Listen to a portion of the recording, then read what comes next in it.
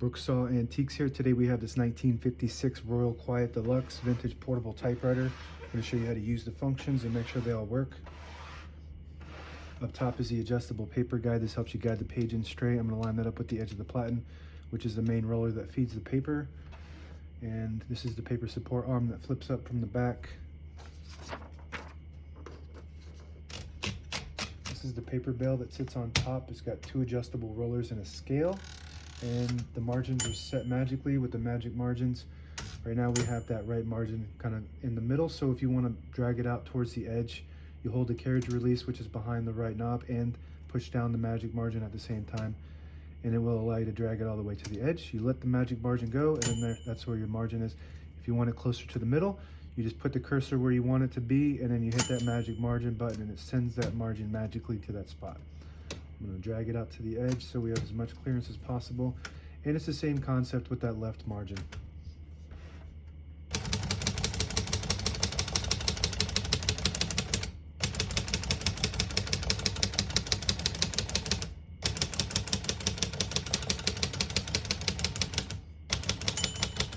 Once you hear the bell, you're at the end of the margin. You hit the slide space, gets it back to the beginning, and skips 1, 2, or 3 spaces.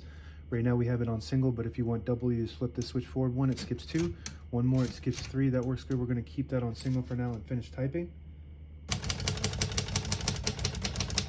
As you can see, all the keys type nice and none of them skip or stick. I'll type a sentence in red on the next line.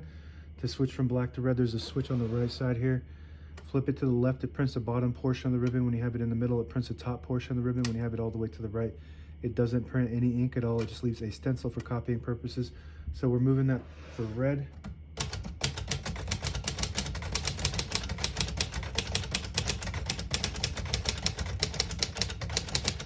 Absolutely beautiful. This is one of the best typewriters I've typed on in a long time, and I do this every day. I don't know, I mean, I've had a bunch of these Quiet Deluxes, so I don't know if this one's just got a different model. It's got a D in the serial number, so I don't know what that means. All I know is that when I type on this, it just feels so much better than most typewriters.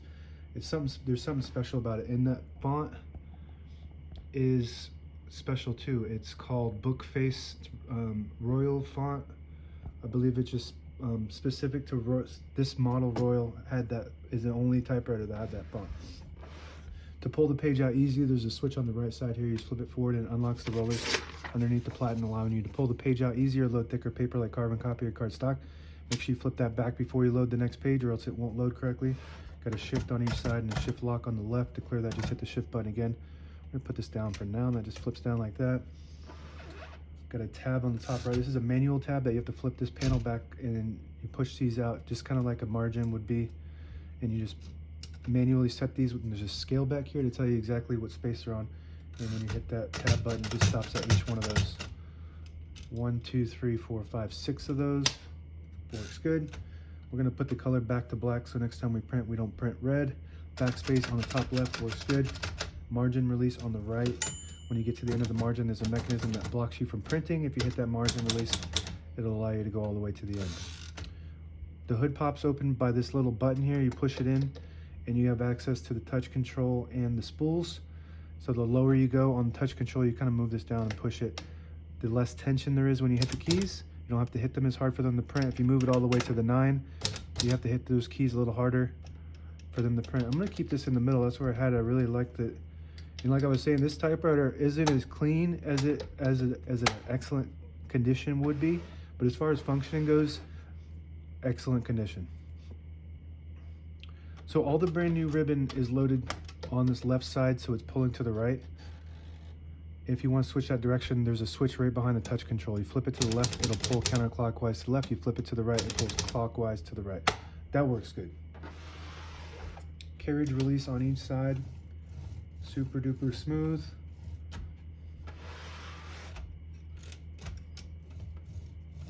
Very smooth. This is your carriage lock. Let's see.